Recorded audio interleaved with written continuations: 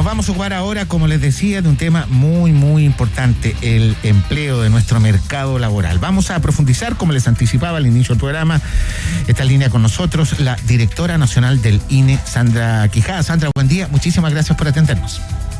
Hola Antonio, muy buenos días. Bienvenida al programa, Sandra. Aprovecho a agradecerle las continuas cortesías que ha tenido con nosotros. Siempre estamos con Andrés Huerta acá, pero bueno, ahora está haciendo otras tareas profesionales. Retomamos más adelante con él, así que desde ya muchas gracias. No, al contrario, muchas gracias a ustedes por darnos el espacio de poder compartir con la ciudadanía las distintas estimaciones que hacemos y cómo vemos el mercado laboral y algunas otras cosas. Claro, es que ¿sabes lo que pasa? Hay un tema muy de fondo, hay que buena oportunidad por decirlo incluso al aire, es muy relevante para que las personas se formen una opinión. El contar con datos e información clara y entendible de parte de las autoridades e instituciones, en este caso como el INE, que son muy importantes. Creo que eso está de fondo. Hablemos del empleo. ¿Cuáles son las perspectivas? ¿Qué dicen las cifras respecto de lo que han estudiado ustedes?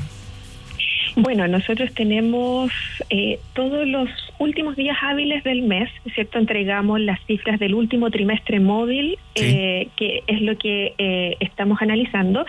Y en este diciembre 31 entregamos lo que corresponde al trimestre móvil septiembre, octubre, noviembre de 2021. Sí. Y ahora, a fines de enero, vamos a entregar lo que completa el año 2021.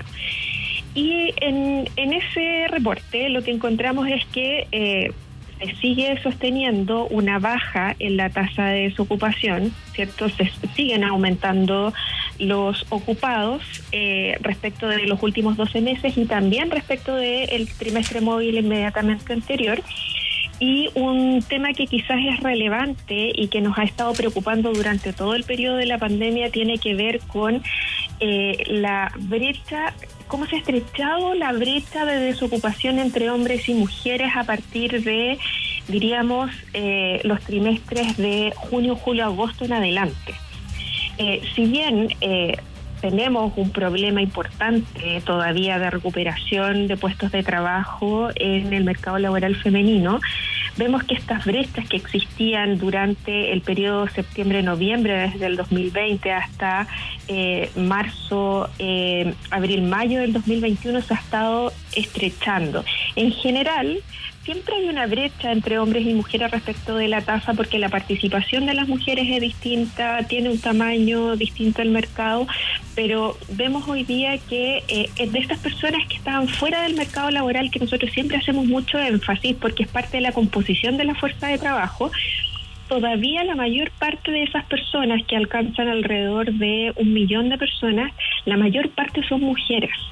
Y cuando se ahonda en la explicación, cuando uno le pregunta a estas mujeres, ¿cierto?, por qué todavía no están en búsqueda de un trabajo a pesar de que estarían disponibles para trabajar, y la razón más importante siempre tiene que ver con el cuidado familiar permanente.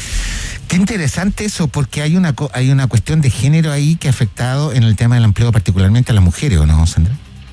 Exactamente, o sea, esto del cuidado familiar permanente nosotros lo vemos incluso en nuestra misma institución, donde vemos que mujeres y hombres también que antes, por ejemplo, viven con sus papás ya más adultos y que, por ejemplo, tienen enfermedades como Alzheimer, que son de cuidado bien intensivo, durante la pandemia se han agravado mucho estas patologías, entonces ha avanzado muy rápido ese tipo de enfermedades, por también el foco sobre el COVID, que es lo que nos ha estado teniendo pendiente estos 2 años. Entonces pasa que el retomar el trabajo en la normalidad se está haciendo muy complejo, y se está haciendo mucho más complejo para las mujeres porque en el fondo son quienes más se hacen cargo de estas labores dentro del hogar.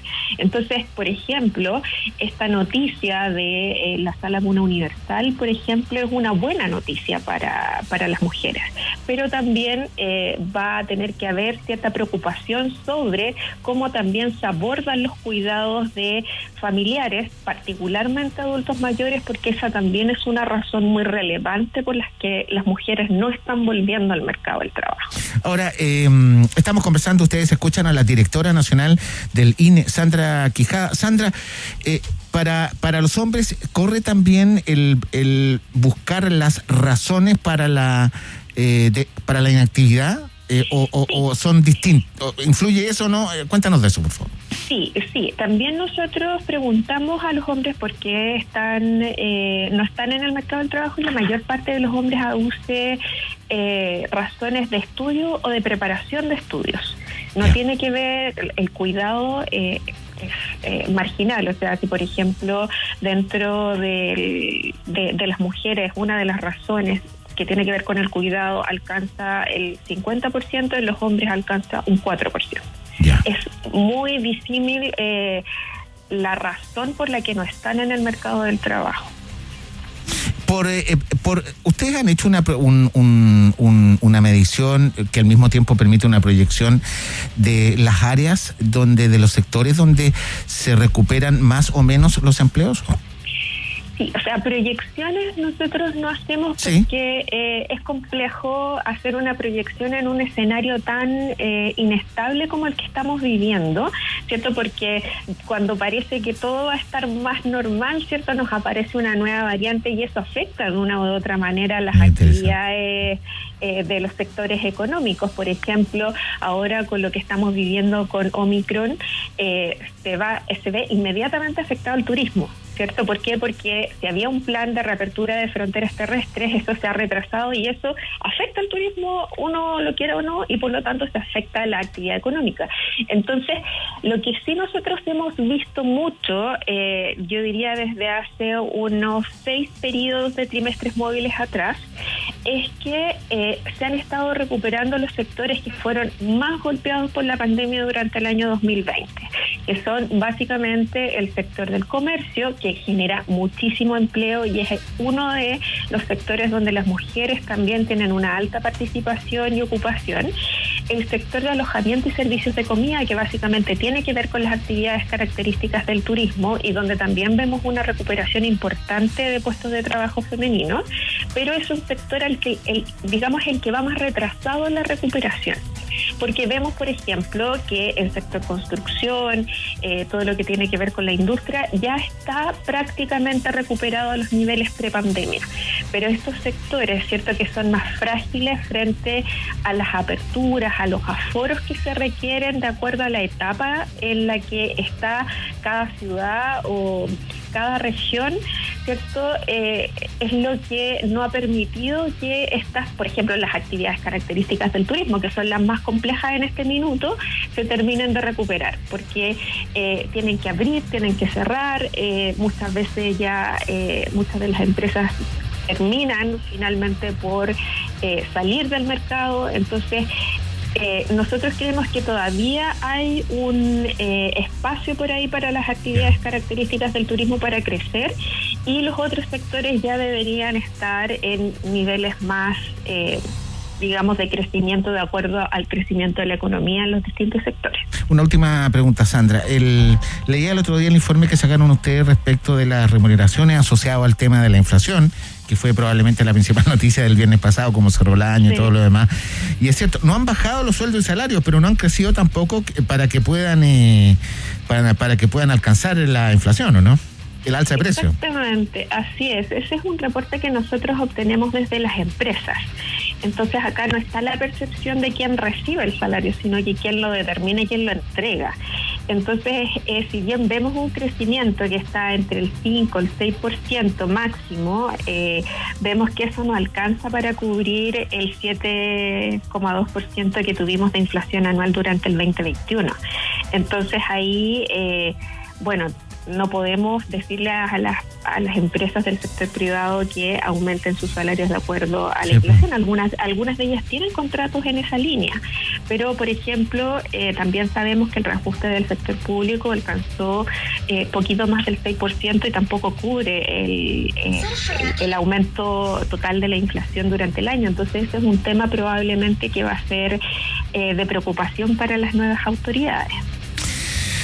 Muy bien, muy interesante. Queremos darle las gracias a la directora nacional de Línea, Sandra Quijada, por habernos atendido esta mañana, entregándonos esta información tan relevante. Sandra, que tenga muy buen día. Muchas gracias por atendernos.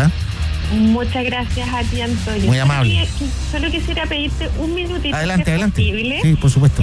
Quisiera comentarte que a propósito de estar más cercanos a la ciudadanía, nosotros en la Subcomisión de Estadísticas de Género del Sistema Estadístico Nacional pusimos a disposición de todo el público un sitio web que se llama estadísticasdegénero.cl. Ah, muy bien. Y a propósito del tema del mercado laboral femenino y de muchas otras estadísticas que se producen en el sector público, es un sitio que confluye en todas estas estadísticas, donde hay más de 13 servicios públicos, incluidos ministerios y servicios como el nuestro, que pone esa información a disposición que puede servir para las ONGs, para generación de proyectos, para saber en el fondo y determinar las brechas de género, y que creo que puede ser una información muy interesante para la ciudadanía completa y también para los tomadores de decisiones políticas públicas. Buenísimo, Sandra, se me había pasado a mí, me disculpo. Estadísticasdegénero.cl, lo vamos a estar difundiendo justamente para revisarlo y justamente dar los datos que ustedes tienen ahí. Ahora sí, gracias, Sandra, muy amable. Y listo, gracias. Chao, gracias. Antonio. Gracias. Buen Saludos, día. gracias.